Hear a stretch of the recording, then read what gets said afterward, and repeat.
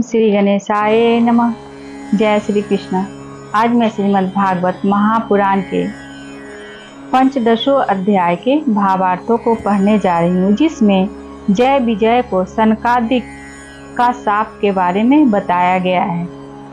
श्री मैत्रेय जी ने कहा, विदुर जी, दिति को अपने पुत्रों से देवताओं को कष्ट पहुँचाने की आशंका थी, इसलिए उसने दूसरों के तेज का नाश करने वाले उस कश्यप जी के तेज को 100 वर्षों तक अपने उदर में ही रखा।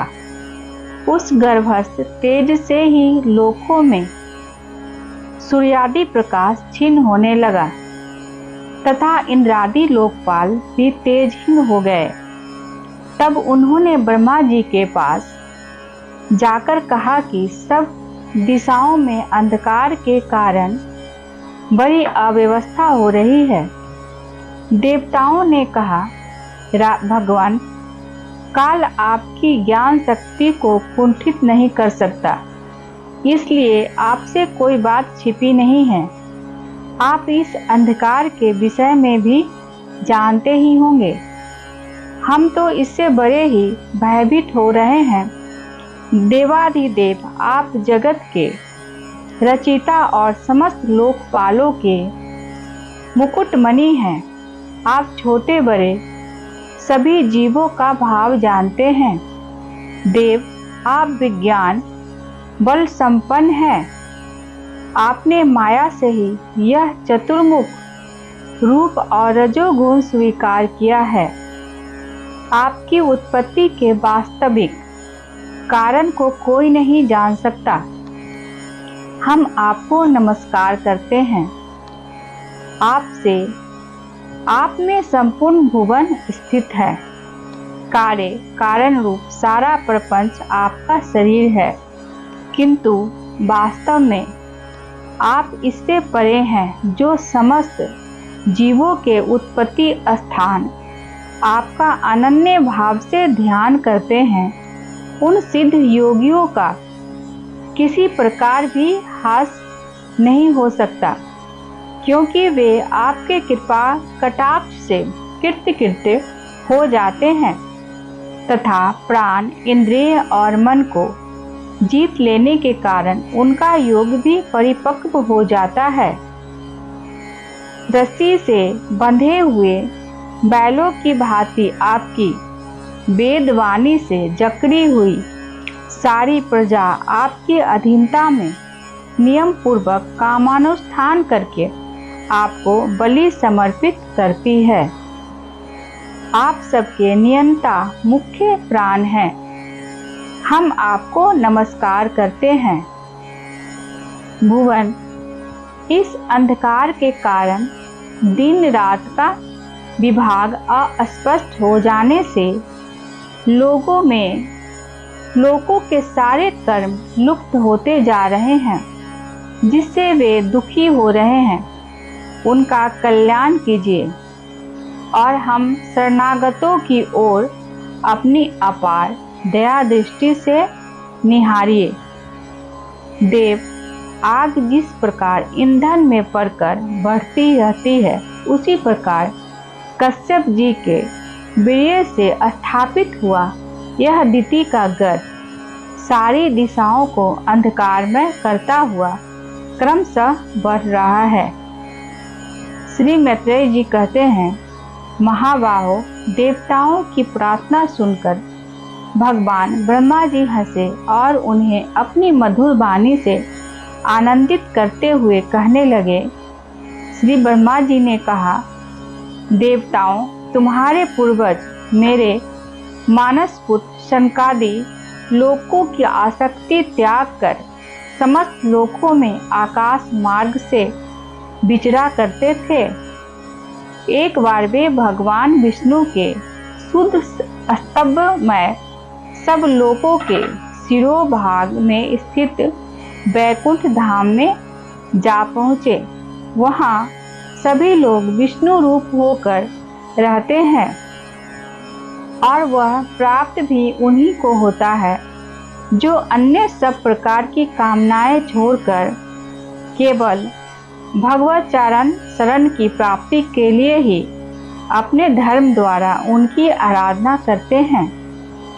वहाँ वेदांत प्रतिपाद धर्म मूर्ति श्री आदि नारायण हम अपने भक्तों को सुख देने के लिए शुद्ध सतोमय स्वरूप धारण कर हर समय विराजमान रहते हैं। उस लोक में नैश्रेयस नामक एक वन है जो मूर्तिमान केवल्य शाही जान पड़ता है। वह सब प्रकार की कामनाओं को पूर्ण करने वाले वृक्षों से सुशोभित है, जो स्वयं हर समय 6 ऋतुओं की शोभा से संपन्न रहते हैं।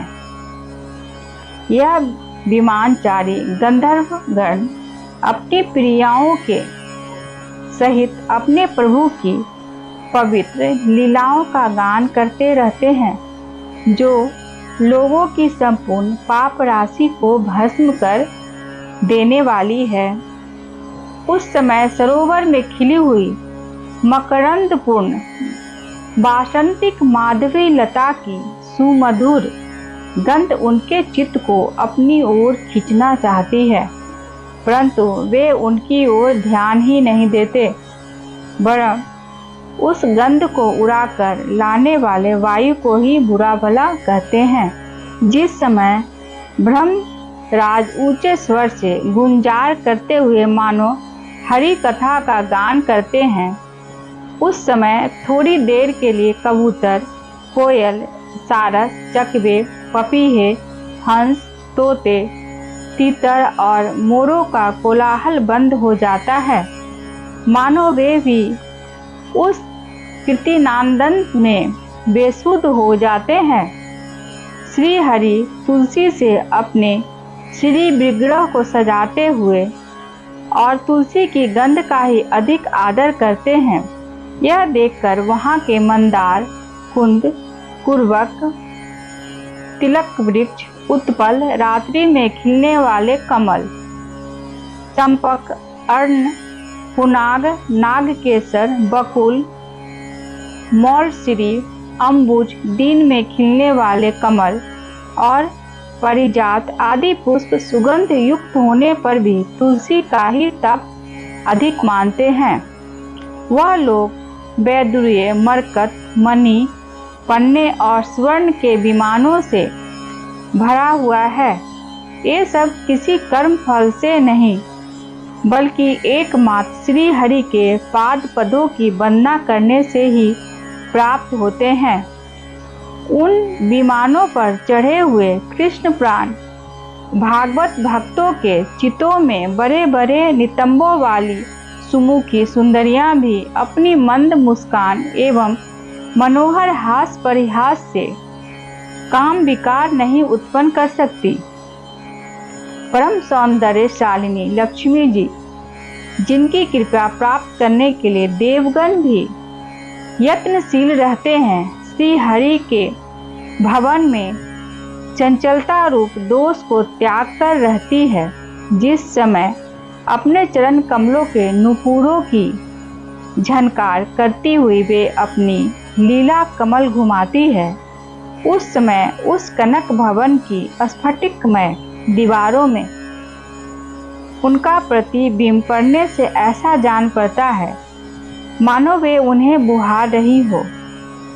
प्यारे प्यारे देवताओं, जिस समय दासियों को साथ लिए वे अपने कीरावन में तुलसी दल द्वारा भगवान का पूजन करती है, तब वहाँ के निर्मल जल से भरे हुए सरोवरों में, जिनमें मूंगे के घाट बने हुए हैं, अपना सुंदर अलकावली और उन्नत नासिका से सुशोभित मुखारबिंद देकर यह भगवान का चुंबन किया हुआ है, यो जानकर उसे बड़ा सौभाग्यशाली समझती हैं।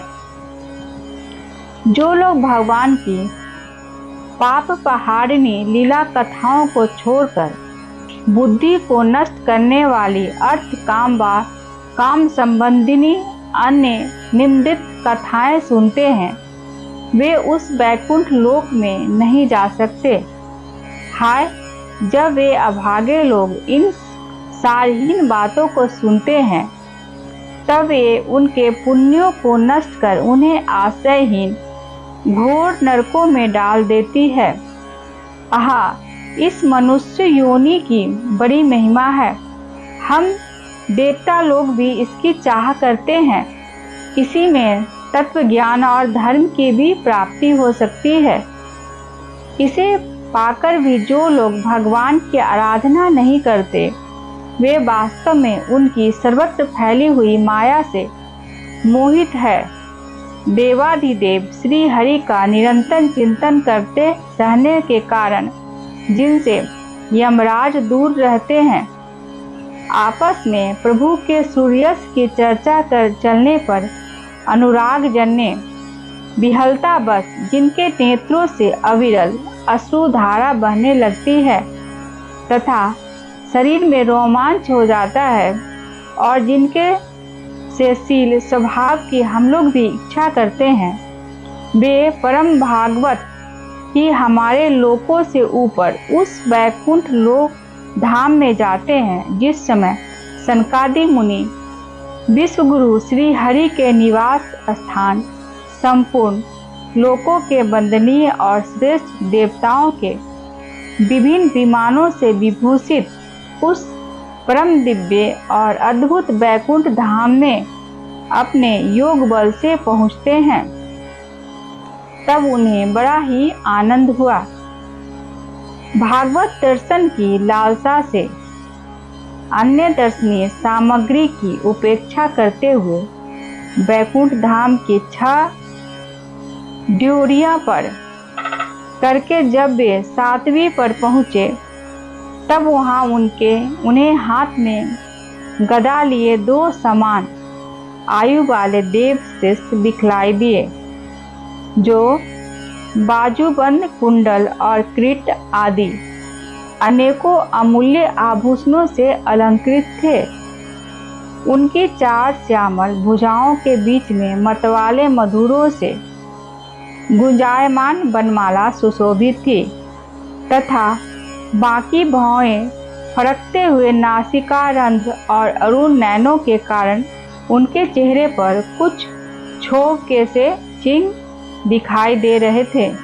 आज मैंने श्रीमद् भागवत महापुराण के 3 स्कंद के 5th 10 अध्याय के भावार्थों को पढ़ के सुनाया है, जिसमें जय विजय को सनकादिक का शाप के बारे में बताया गया है।